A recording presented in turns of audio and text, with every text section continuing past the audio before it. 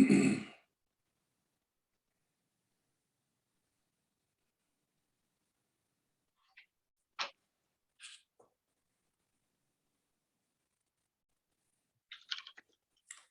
good morning, everyone. Welcome to the Hunt Scanlon webinar on building diversity and inclusion pipelines for investment advantage. My name is Louis Montgomery. I am a partner and practice leader of the Human Resources and Diversity practice for JM Search, a 40-year-old full-service boutique retained search firm with deep roots in the private equity and venture-backed industries. I worked as a human resources and diversity practitioner for more than 30 years with several major Fortune 100 firms. I've been an executive search consultant for almost a decade. Here's the challenge. While many organizations are making continual strides in their diversity and inclusion hiring efforts, the private equity industry is lagging. Today, just 18% of private equity professionals are women, and only 10% are serving in senior level roles. For professionals of color, and those identified as LGBTQ, the metrics are even more discouraging. To quote a McKinsey study, the business case for diversity and inclusion is stronger than ever. For diverse companies, the likelihood of outperforming industry peers on profitability has increased over time, and significantly, the penalties are getting steeper for those organizations lacking diversity. Progress on representation has been slow, yet few firms are making real strides. A close look at these diversity winners shows a systematic, business-led approach and concerted, bold action is needed to make progress. This is from Diversity Wins, Inclusion Matters, May 2020. Another important reason for this increased attention on diversity and inclusion is that in the United States, we are in the midst of a major demographic shift. For instance, in 1900, 1 in 8 Americans was a person of color. By 1990, that had become 1 in 5. By the year 2000, 1 in 4. It's projected in the census by 2060, 1 in 3 Americans will be a person of color. This obviously has major implications for the workforce, consumers, and investors. We're going to hear from 3 panelists who are from organizations that are making those concerted, bold strides toward improving diversity and inclusion within their organizations. First is Cara Hellinger. She's the managing director for inclusion and diversity for the Carlyle Group. Prior to joining Carlyle, Cara was a managing director at BlackRock, where she led the firm's global inclusion and diversity and philanthropic initiatives. She also founded the Science of Diversity and Inclusion, coalition of top companies and behavioral scientists working to design and test new approaches to improving diversity and inclusion within the workplace. She also led corporate responsibility at Barclays. And prior to that, she led and launched the Western region for Catalyst. Welcome, Cara. Thank you. Our next panelist is Anna Edwin. Anna is the global head of talent development at TPG. In her role, she leads the strategy for performance management, talent management, and diversity and inclusion. Previously, Anna also worked at BlackRock, where she served as the head of leadership development. In that role, she was responsible for all of BlackRock's executive leadership programs. Prior to joining BlackRock, she spent 10 years at Goldman Sachs in a variety of human resources roles, including serving as a business partner for the technology division, and roles within global leadership, the diversity team, and Goldman Sachs University. Welcome, Anna. Thank you so much. Happy to be here. Thank you. Last is Nathan Schrey. Nathan is responsible for internal talent development and organizational development at CDR. He's worked in similar capacities in the alternatives industry for more than 10 years, including roles at Highland Capital and more recently at Pantheon Ventures. Nathan started his career at KPMG, where he worked in banking and capital markets advisory, focused primarily on operational strategy. Welcome, Nathan. Thanks, glad to be here. Thank you. Let me explain our process. We have several questions that we'll be asking our panelists on what their organizations are doing to improve diversity and inclusion. And at the end, we'll have about 15 minutes for questions from the audience. We're also, if you'd like to send questions via the chat, you can include those and we'll try to work those into the conversation. Let's start with you, Cara. How well understood is the business case for diversity and inclusion within the private equity industry? I think the business case is pretty clear. I can tell you that there is an abundance of research and evidence from very well-respected sources, leading researchers, leading banks and consulting firms like McKinsey and BCG and others that show a very clear link between diversity and performance.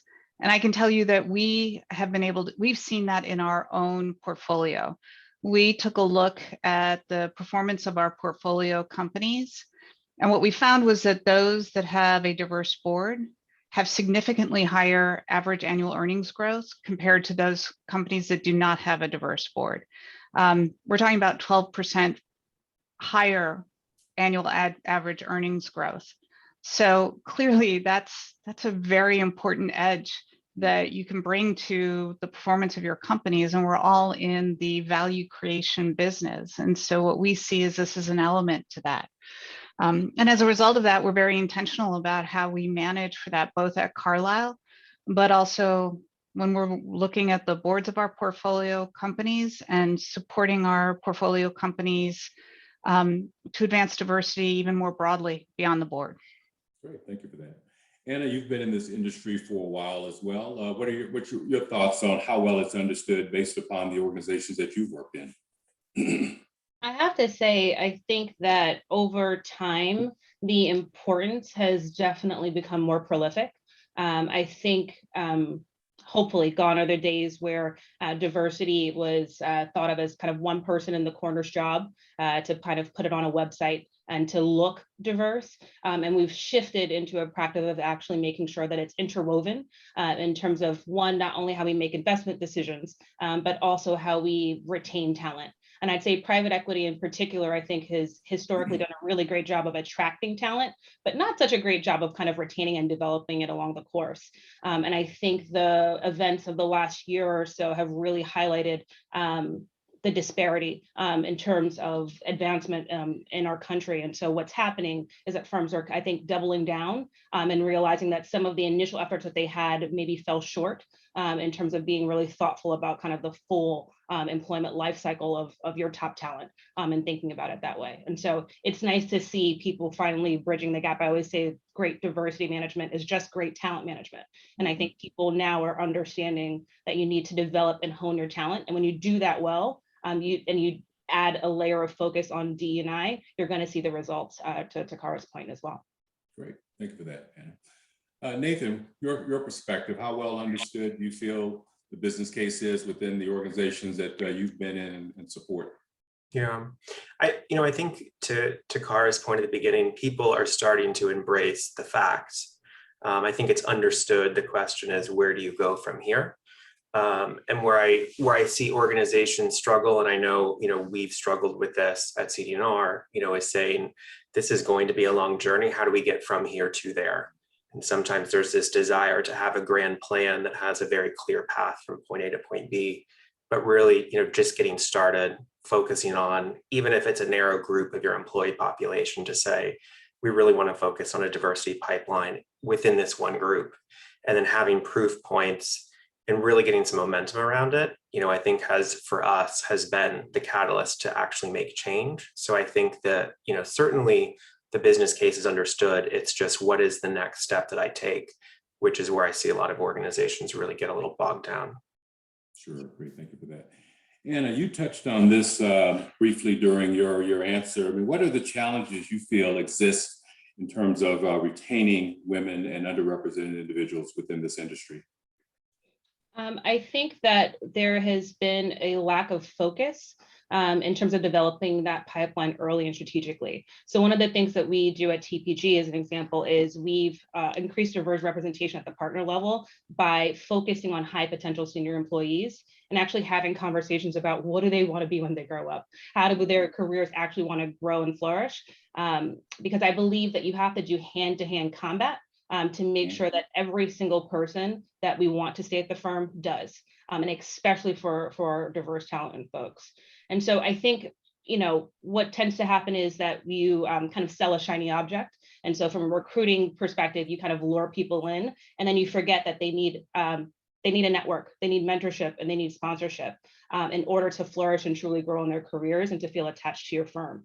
And so I think people have historically kind of dropped the ball on, well, we've attracted them, and so now the job is done. But if you don't have an equitable and an inclusive culture where people feel that there is some meritocracy to their performance and have people that can see themselves on the org charts as their careers evolve, then you're going to really lose that key talent. And so you need to be thoughtful and mindful about incorporating reviews into every part of the talent process, whether it be performance reviews, and especially when it comes to compensation as well.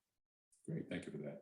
Nathan, same question for you. What challenges do you feel exist in terms of being able to retain women as well as other underrepresented individuals?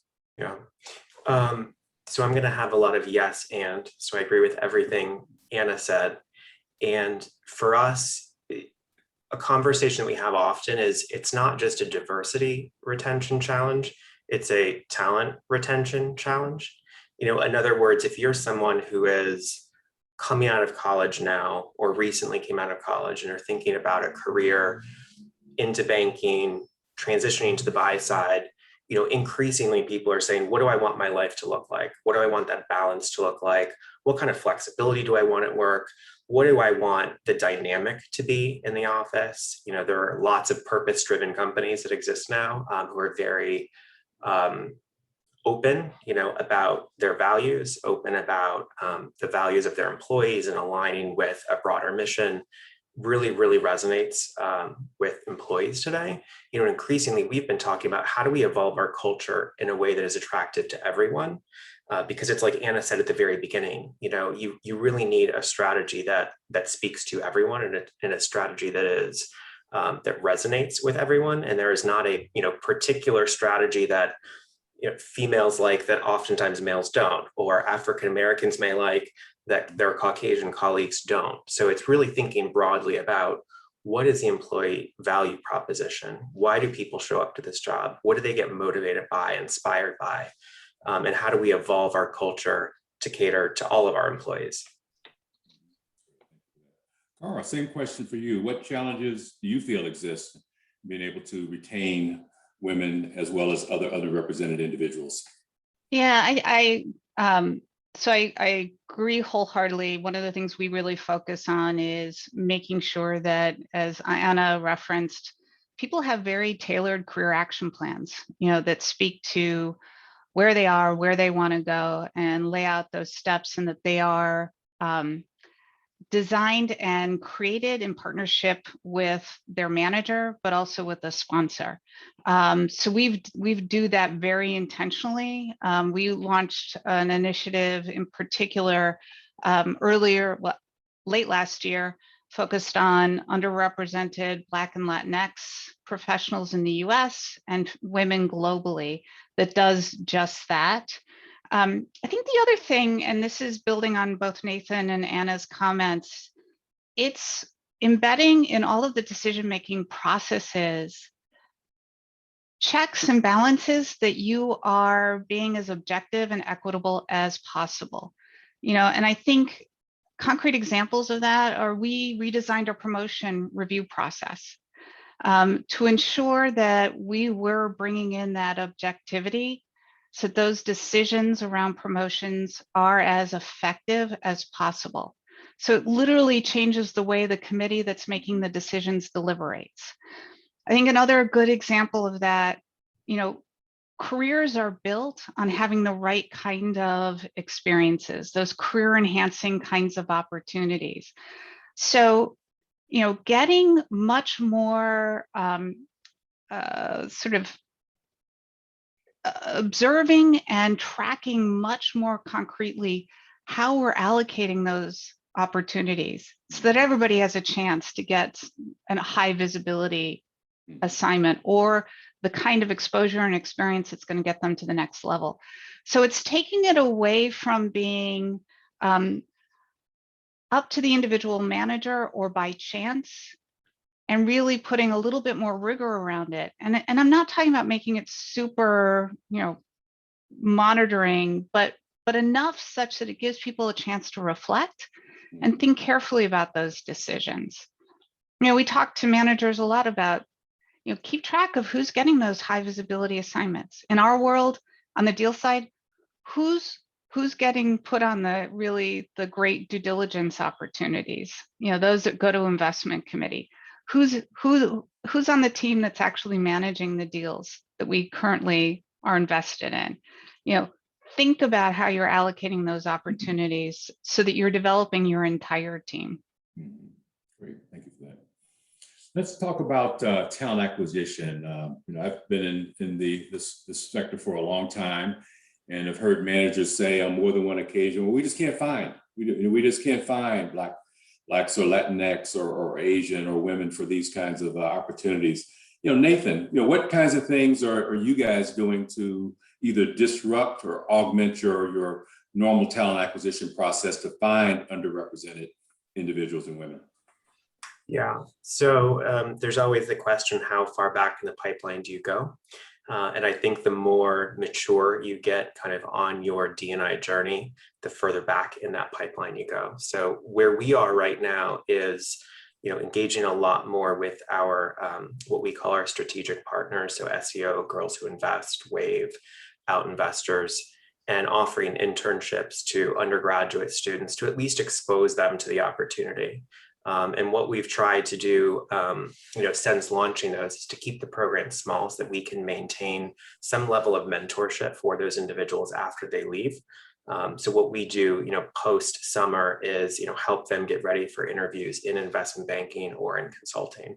When they're thinking about which group do I want to be in, putting them or pairing them with people within our organization to say, I've experienced this group at this bank, here's what I thought, so really not just giving people the opportunity to come in and experience, but also maintaining that connectivity throughout their progression through undergrad, to really kind of shepherd them towards the industry and educate them along the way. So that's one thing from a pipeline development standpoint, I would say we've been focused on, but then of course, when it gets to actually hiring talent who's ready to join your firm within the next 3 to 6 months, I think we've all been doing very similar things in that space. So I'll probably pause there. Okay, great. Cara, same question. What kinds of things are you guys doing at the Carlisle Group to either augment or disrupt the hiring process to assure better diversity within your pipeline as well? We're definitely we're taking a pretty comprehensive approach to it. One of the things, for example, is we've re-engineered our recruiting process, trying to look at what are the opportunities for us to be more effective at each stage, and inclusive of how can we redefine the process again to make sure that we're being as objective as we possibly can. I can tell you that this is super important to our senior leadership, such that we've set the expectation that for every open role, we will interview at least 2 diverse candidates. And in the United States, one of those diverse candidates will be Black or Latinx or Native American, Pacific Islander. I think that in the cases, particularly at the MD and partner levels, if that expectation is not met, then it needs to be reviewed by a member of our DEI council. And the DEI council represents the most senior leaders in the firm, but then they're reviewing that hiring process to ensure that every step was taken to try to achieve that diverse interview slate. And they have to sign off on it before the offer is made. So it's really putting that accountability and letting people know that we care about this And so we're going to put the attention to it. You know, I see our teams also, you know, at this today, over half of our AUM is managed by women. So I think what that does is it helps us to show women and other underrepresented professionals who are earlier in the pipeline that there is a path between where they are to senior leadership, to being in those core roles, managing the core assets of the firm. Mm-hmm. Great, thank you. Anna, same question for you. What kinds of things are you guys doing to augment or disrupt your talent acquisition process? So I'll follow Nathan's lead with the yes to both of their comments. And I think one of the interesting things that to add to the conversation is we also, there are 2 points I want to make. So the first is sometimes you need to, and I hate when we have to say slow down the process, but I'd say actually have a process to Tara's point in terms of hiring. So managers are stressed, they have an open role, they immediately go to their Rolodex, and we have the situation that we are in today. And so I'm sure much to the chagrin of some of my colleagues, having those pointed conversations to see, wow, we already have somebody for the seat within a day of it being out. That's interesting. Let's slow the process down. And we're not going to sign that offer letter quite yet until we make sure that we've seen what the true talent is out there, make sure we have the right person in the right seat at the right time. And so I think having those candid moments of saying, let's pause. Our brains are so triggered, especially in investments, to make quick, thoughtful decisions. But sometimes we need to challenge our assumptions, just like you would in a model. And so we have to take that time out and do that there. And then the second part, something that we did last year was we paused with our search firms and actually met with them and walked them through our DEI strategy, because we realized that we needed to make sure that the firms that were out there helping us attract talent were actually representative of what we want them to know about us, and not just kind of legacy information or what you can find on the web.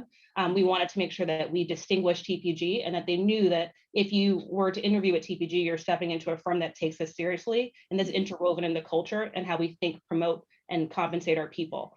And I think that was an important moment. And from the search firms, they appreciated kind of having the 40-page deck of this is how they think about it so that they could better market us. And so I'd caution people to be thoughtful about how you are allowing others to represent you as well in terms of getting your message out there. Great, thank you for that. Nathan, you had another point you wanted to make? Yeah, I mean, one other thing that I would add is I think there's, of course, never one strategy that solves this. And there's always the sort of external strategy, which is how do we position ourselves with our search firms? You start to move to internal strategy, we need diverse slates. I think one of the most impactful internal strategies that we've deployed, and it takes time, but I think it's really effective, is implementing structured interviews, which we invested hundreds of hours at the associate level defining, what does good look like? What kind of behaviors, traits, technical capabilities does someone need? And then we distilled that into 6 interviews, trained everyone on how to conduct those interviews. There's a 4-point scoring rubric for every interview. There are gates which are completely numbers driven. What did this candidate receive? If the sum of these numbers doesn't exceed 6, they don't move on. And what it's enabled us to do, because we've been running it for a couple of years, is to really back test and say, 1, how objective are our interviewers? What kind of disparity is there when you run the same interview by 2 different interviewers? How do you roll that into training?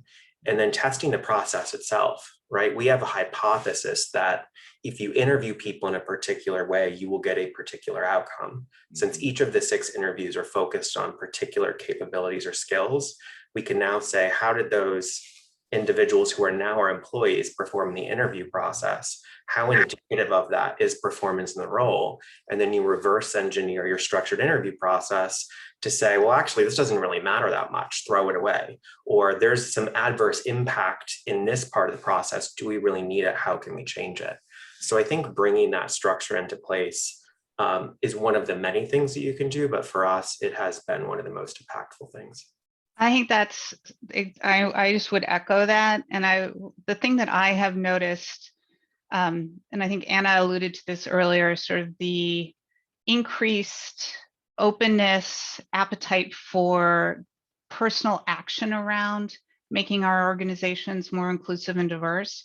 What I'm noticing and very grateful for is the fact that, whereas in the past that kind of structure may have been dismissed as bureaucratic, robotic, don't make me have to do that process. I like the way I have my informal interview conversations.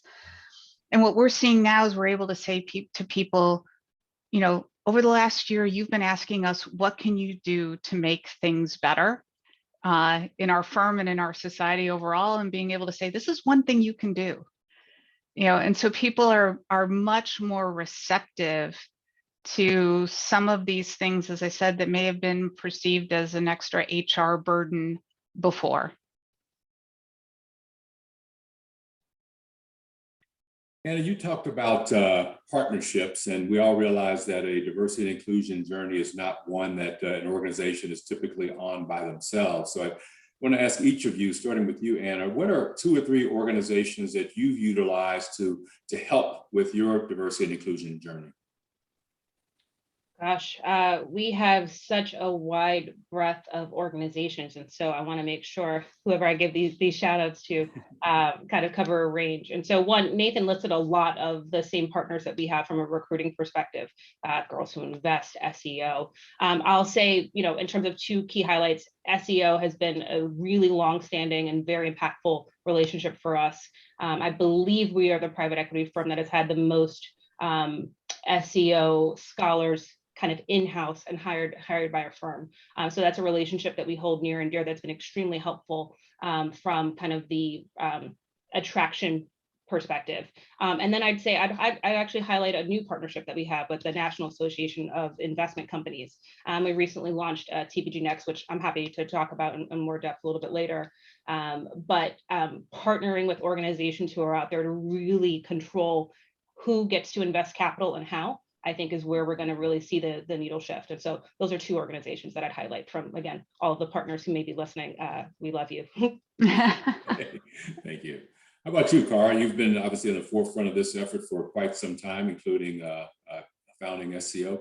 Talk more about organizations that you founded or that you've worked with that have been very helpful on your journey. Wow.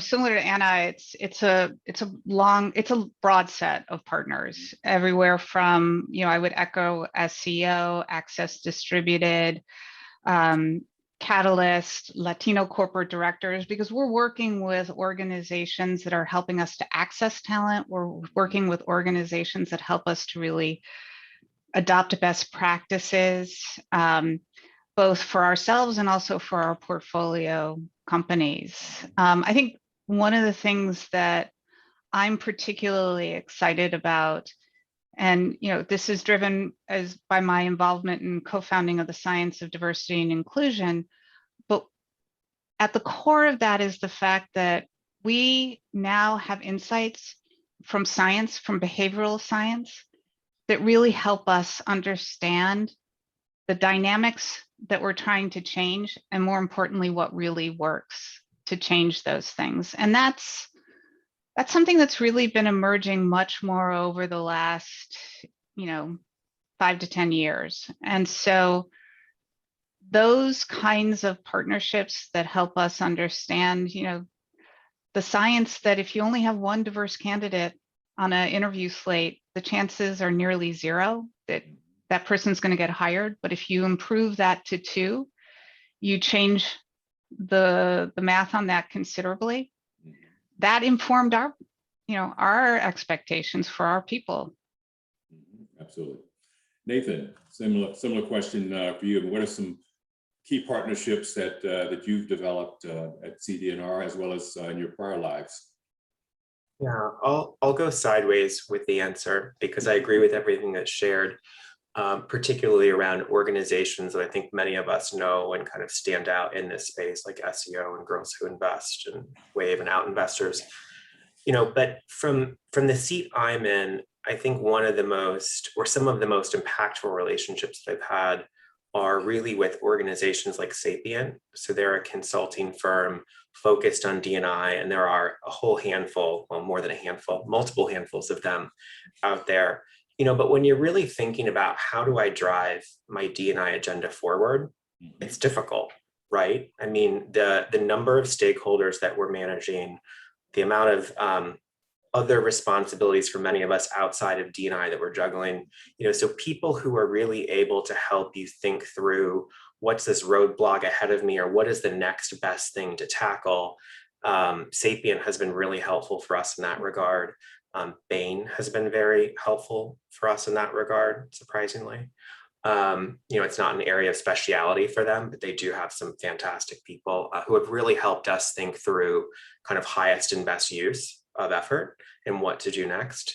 And then lastly, I would say networks like this, right?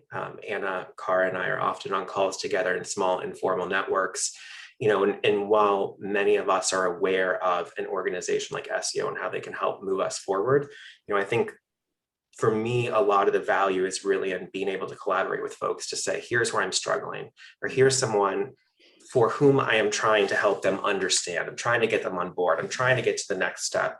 I don't have a good law firm to answer this question about diversity reporting in the UAE, or whatever the issue is. It's getting through those roadblocks that I think is really valuable along this journey.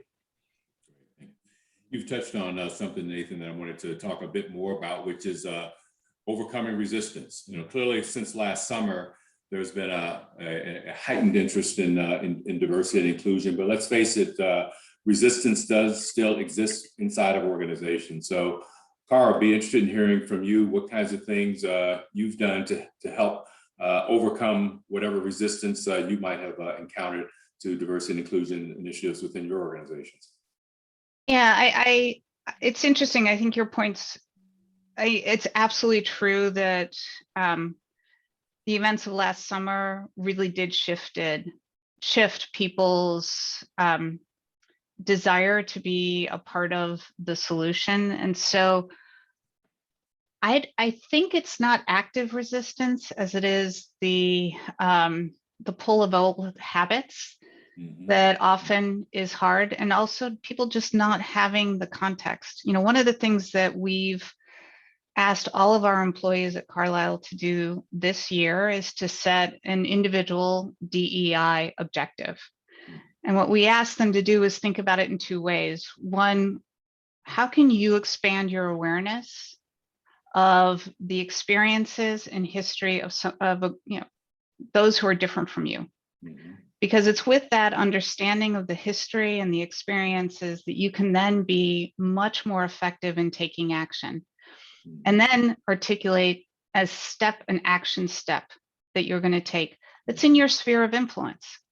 So that is obviously going to change based on your level, your scope of responsibility, all of those things, but it's signaling that we all can take action.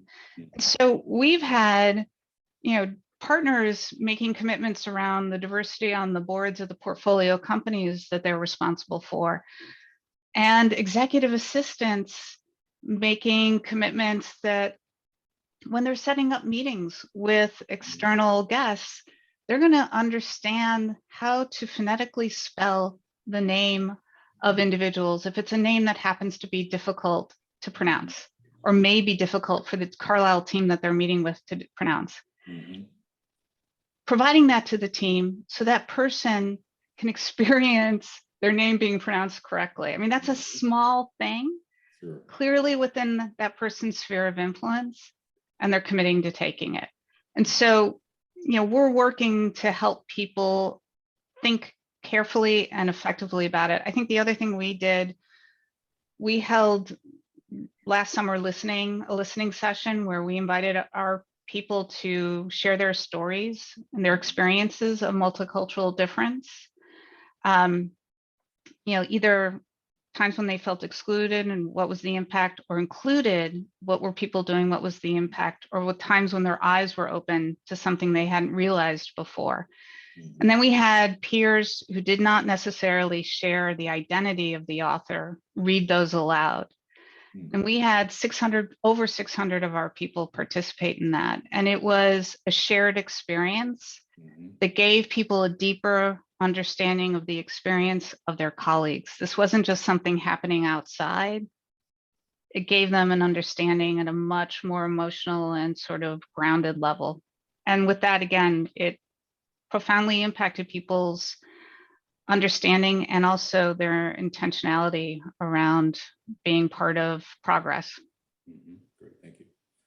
Anna, same question for you. Not that you've probably ever encountered any resistance to any D&I initiatives, but in case you have, what kinds of things have you done to help overcome that resistance? Yeah, similar to Cara, last summer we hosted, I think, over 30 roundtables in about a 2-week time span. And in those roundtable discussions, we had a partner senior leader coupled with either a member of our human resources team and or one of our employee affinity groups to help guide the conversation. And to do that, before we got to the roundtables, we actually did sessions of training with all of our partners and sponsors that we're hosting to tell them that it's okay to not know what to say. It's okay to be vulnerable. It's okay to admit that your experience is so different than what you might be reading in the news and the media, and to say, I don't get it or I don't understand. And what that allowed for was honest and authentic conversations and allowed everybody to be vulnerable. And so people got to, I think, hear and see a layer of one another. The pandemic's been interesting. On one hand, at the time when we've needed to be closest, we're furthest apart. But at the same time, it's humanized us, right? Like you're in my house right now, which you wouldn't normally have the opportunity to do in the workplace. And I think that humanity and that thread has allowed us to at least have more poignant and more pointed conversations with our folks. And so one, the race roundtables. Two, we've hosted a number of events at the firm. For example, we hosted our first diversity town hall last summer. We will do that again this summer. We disclosed some of our stats internally, as well as kind of provided some transparency as to kind of what is going on behind the scenes from a DEI perspective and what is each employee's responsibility and accountability in that, and how are we going to, one, leverage our performance review system, leverage how we think about our senior comp and performance in order to reinforce our metrics there. And then in addition, we hosted several spotlight series. We call them talks at TPG. And I love that we bring in opinions and we bring in facts and we bring in thought leaders. So everybody from Alfonso David, who runs the Human Rights Campaign, to Nick Turner from the Vera Institute of Justice. And it allows our people to use their greatest assets, which are their brains, to think through complex issues and have that conversation and debate with one another. And so I think, being thoughtful and mindful about providing opportunities for people to learn from one another has been probably one of the best things that we could have done in order to at least surface some of that resistance, understand where people are coming from, and take it from there. I do have to say that as a firm, you do have to decide whether or not you're going to be quiet on the issue or kind of take a stand. And so one of the things that my CEOs give me the okay to say is, if people don't like our stance, that we want to make sure that this is an equitable and inclusive place, then it's not the right firm for them. And so there does have to be a level of at least people wanting to understand and tolerate and work with the differences, even if they may be uncomfortable. And if that doesn't work for them, then TPG is not the right organization for them to be a part of. Okay, great, thanks for that.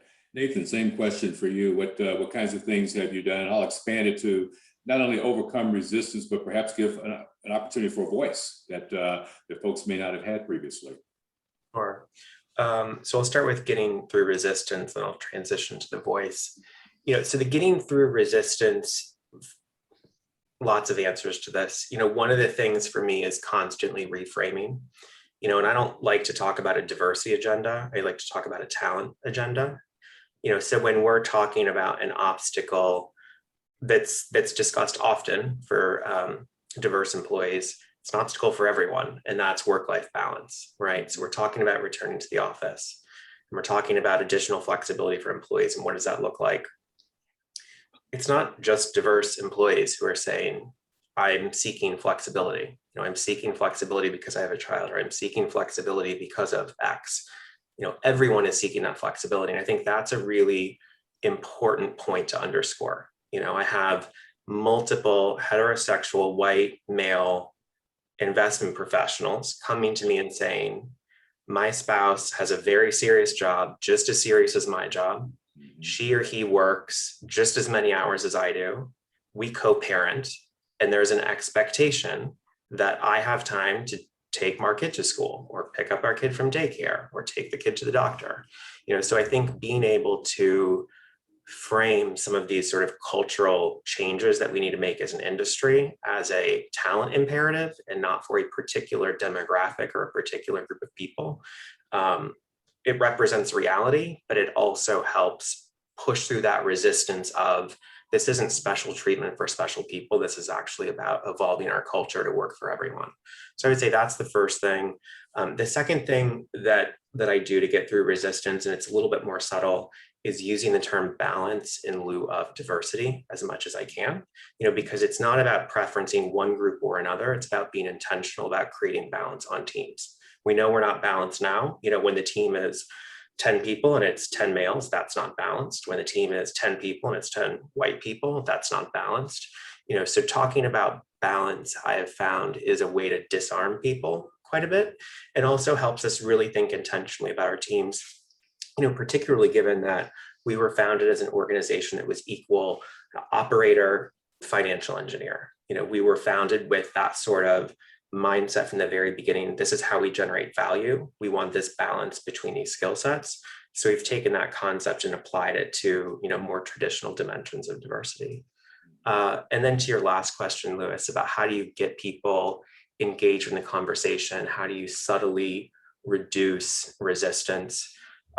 We are launching soon. We have been piloting for the last 4 months, something called Courageous Conversations, which is built around a series of topics. You can sign up to whichever topic you're interested in, whether it's topics on race, women in the workplace, LGBT issues, and you can think of it like a book with chapters. You sign up for the book, and each chapter is a meeting where you come together with people from the firm. It's facilitated by 2 external folks who give you pre-reads, pre-watches to help develop some sort of foundational understanding of the topic. Then you get into the session, you share a whole bunch about yourself that you never would. So I grew up Catholic, I'm a recovering Catholic, I'm now agnostic. You go through all these details where every person, partners, senior partners, admins, share that about themselves. And then you start kind of working your way through whatever the topic is that you've signed up for. And I think that has gone a long way for us, one, to build, more authentic relationships across people, but also really highlight how much commonality there is across all of these groups, where when you just look visually, you say, oh, well, we seem different. When you start talking, you realize, well, actually, we're not all that different. Or people who you don't think you're different from, you realize, oh, actually, this person's had a very, very different life experience than myself. So there's a whole range of things, obviously, that you can do to advance this topic, and those are just a few that we've used. Can I just jump in? I love that. And we've done something similar. I think what's helpful, we all work with people who are very numbers, evidence driven folks. One thing that's been helpful for us is bringing in, we've brought in professors, leadership and business professors, but to Nathan's point, there's some hard evidence that when you really lean into your differences rather than trying to find similarities, it actually produces more effective relationships and ultimately better decisions because you understand the wealth and range of insight you bring to any kind of issue on your team. I think the other piece that's been really helpful for us in opening up people's receptivity has been sharing with them some of the research that diverse teams are much more accurate. But when you survey the participants on those teams, they feel less effective and they feel less confident in their decision. So there's this paradox that even though they're more accurate, they don't feel as good. And what it's done for us is helped our people sort of reframe that perhaps natural discomfort or resistance from something that's just there and it's uncomfortable to this is something that's constructive tension that's really helping us be better. So it's just sort of thinking about it a little differently that's made people more open. Yeah, getting comfortable being uncomfortable, right? It's the same philosophy that you use in investment committee, right? So if anybody's ever been to an investment committee, it can be tense, right? Because you are trying to figure out what is the right move for our firm, and people are approaching it from different angles. And that's exactly the same mindset that you need to have when it comes to diversity as well. Yep. We'll do one more question for the panelists, and then we've gotten a number of questions in the chat, and we want to get some of those. You know, since last summer, obviously, the issues of racial justice and social justice have been foremost in many of our minds.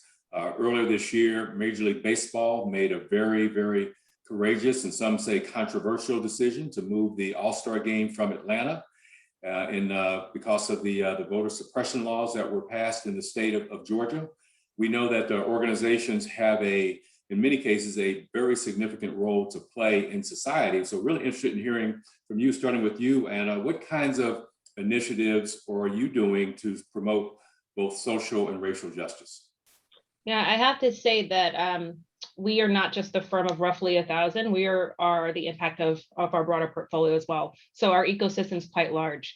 Since 2017, we've had a board diversity initiative. And since then, we've placed over 100 women on over 60 of our portfolio companies. And I think that showed us the blueprint, that when we focus and when we dig in and when you mandate something and you help companies through it, of course, that we can truly drive change for hopefully thousands or even millions, if I dare say so. And so we have since evolved that board commitment to now make sure that we are doing the same thing for ethnic diversity, and we will continue to expand for LGBT, and hopefully we'll get to veterans as well as disability statuses as well as we go down the line as well. And so I'd say our board diversity initiative is probably one of the things we're most known for and extremely proud of in terms of the work that our human capitalist team has done with our portfolio company. And then next, I'd say I'm really excited about TPG Next. So this is an initiative that we launched in March, where we're going to back diverse talent and put what we do best, which is our investment resources, to work to make sure that we are changing the next generation of diverse investors. And so we've started that in-house with a group called the Landspire Group. We have 3 investors in residence who are learning kind of the TPG way and methodology, and we will then back them once their internship with us is done. And then our next strategic investment will be with Valmos Ventures, which is a firm that focuses on diverse teams, but especially those in the Latino community. And this all started with our Harlem Capital investment in 2019, where we have a non-controlling investment for them. And they have done over $40 million in capital commitments thus far. So we've seen that when we kind of dig in and partner, we can really kind of move the needle and affect kind of a broader ecosystem change. And so I'd say those are probably the 2 I'm most proud of at the moment. Okay, great. Thank you for that. Anna, Nathan, what about at CD&R? What kinds of things are you guys doing to promote social and racial justice? So similar to Anna, we think about it across 3 dimensions. So there's the portfolio, where we've taken a similar approach to board diversity. There's our foundation, which is really focused on at a community level, what should giving back look like? How do we support that in a sustainable way? I'll just focus on the firm dimension for a second, because that's kind of the 3rd leg of this 3-legged stool. And I would say in that realm, it's a few things. One, it's certainly these courageous conversations that for us has really been the starting point, where we've said, you can push out initiatives focused on various topics, but until you develop some sort of base level understanding that there is an issue out there worth solving, and you start having conversations amongst your cohorts around what can and should our role in this be, it's hard to affect change in a really positive and sustainable way. So for us, that has been the starting point. What we've layered on sort of behind the scenes, and again, it's a bit of a cultural shift. You may have seen an Edelman's Trust Barometer for 2020, the most trusted individual in someone's life on average is the CEO of their company. It's not politicians, it's not the media, it's not NGOs, It's not the business community in general, it is your CEO. So we've been talking with our CEO about what is our role as an organization to have a voice around these topics.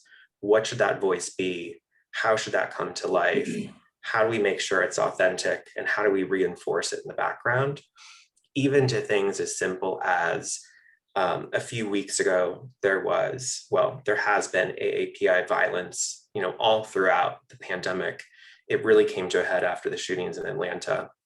And what we've done is we've operationalized a system whereby when situations like this occur, we have a rapid outreach process, which HR is involved in, people's managers are involved in, so that we understand which part of our employee population may be feeling impacted. And then we have a sort of one-to-one bespoke outreach to them. So those are some things that we've done just to create more awareness and sensitivity internally. But we're viewing that as kind of the first step along a longer journey of sort of long-term impact.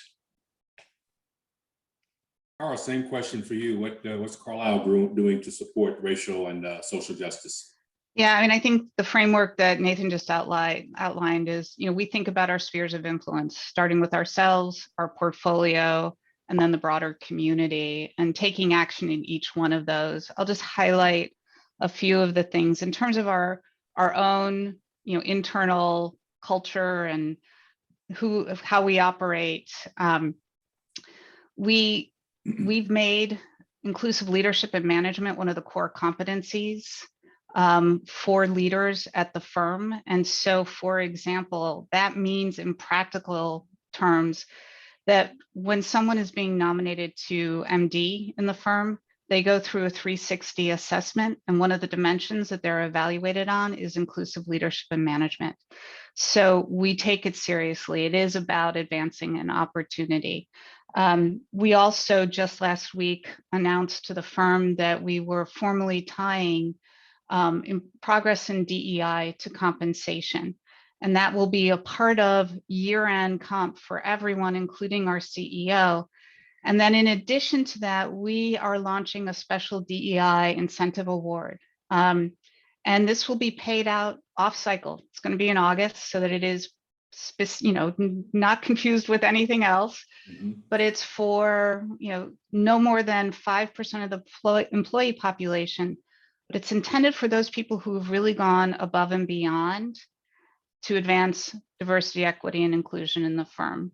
And it will be made available to all levels. And it's a significant bonus, small set of people, but those who've really gone above and beyond, because we recognize that it can happen anywhere in the firm, the kind of effort and culture change that we are looking to foster.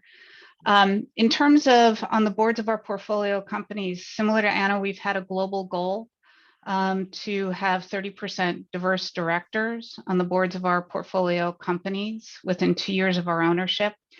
And we recently announced the largest line of credit that's tied to achieving milestones along the path to that 30% diverse directors. So what that means is the cost of borrowing goes down as we hit those milestones to 30%. So it's a way of, demonstrating, incentivizing progress against that goal.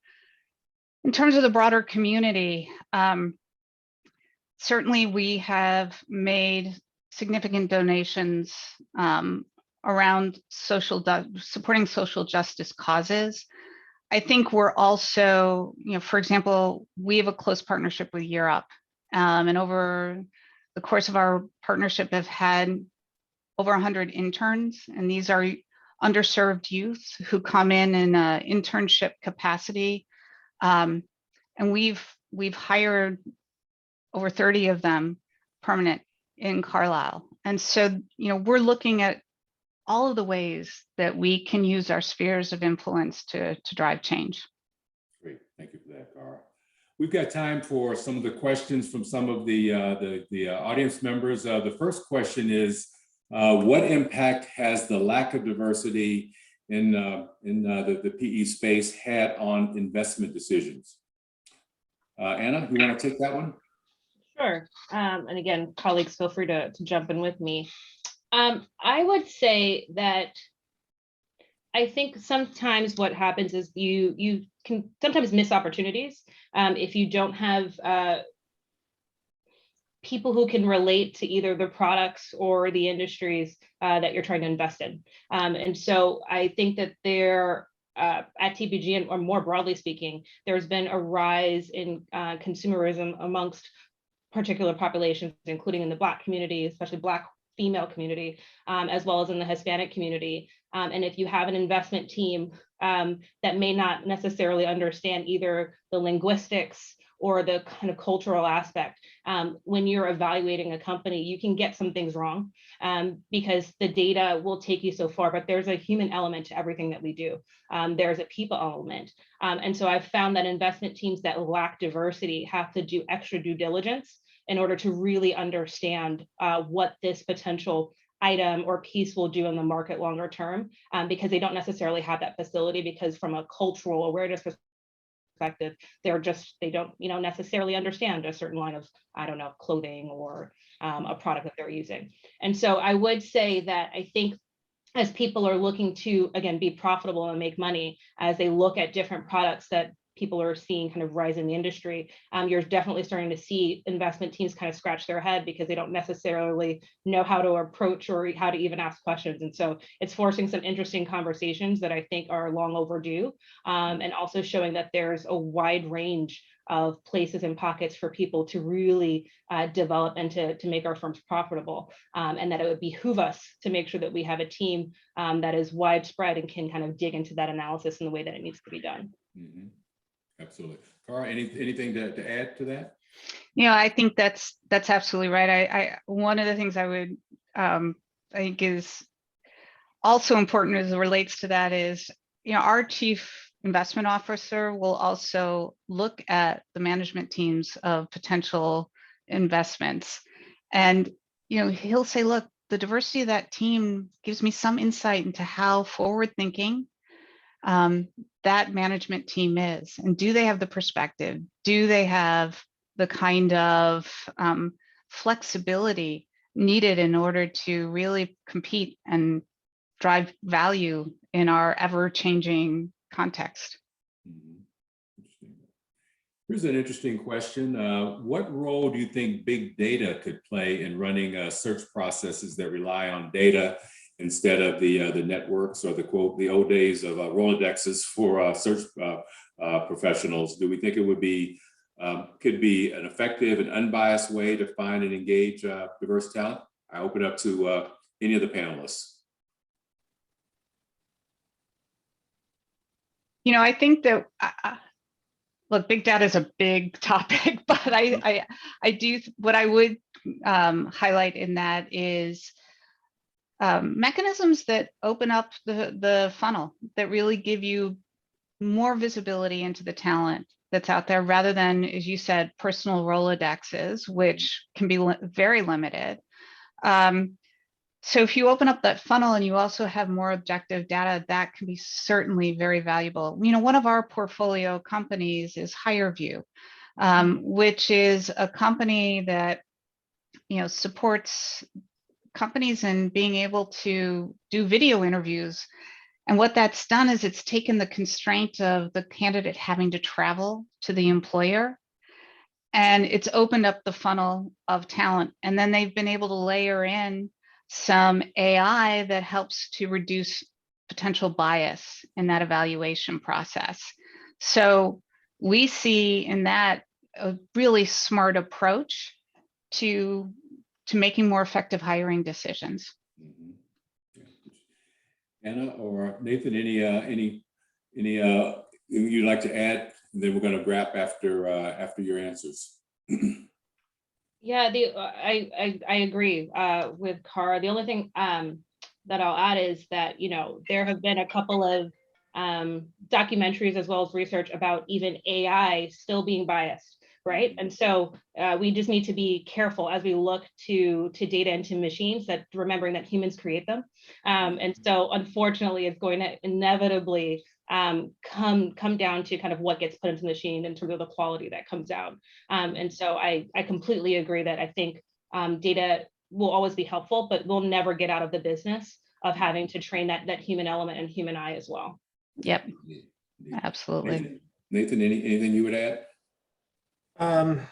I think I struggle with the question of how do we use big data to expand the pipelines. I'm sure there's an answer in there somewhere. It's not coming to me in 30 seconds though. But, I think where we can leverage that data is it's a riff on what I said earlier, which is the more structured your measurement processes are, whether that is in your recruiting process, whether that's individual performance, tying that to success in the role and being able to really pinpoint where people need development and where they need investment and time.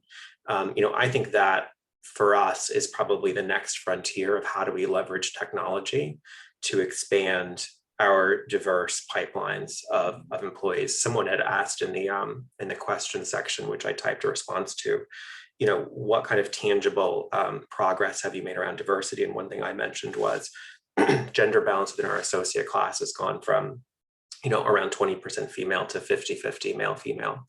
And now what I'm really focused on doing is saying, how do I need to support all of that talent, the female and the male talent, the Caucasian and the non-Caucasian talent, in a very intentional and focused way around what each of those individuals actually needs. So when I think about all the opportunities that data presents, that's probably the next opportunity set that I would tackle. Great. Unfortunately, we're out of time. I think we could easily go another hour or half a day on this very, very important topic, but obviously we've allocated an hour and we've actually gone over that slightly. So first of all, I want to thank our panelists. You guys have done an awesome job of answering some questions around a very, very important topic.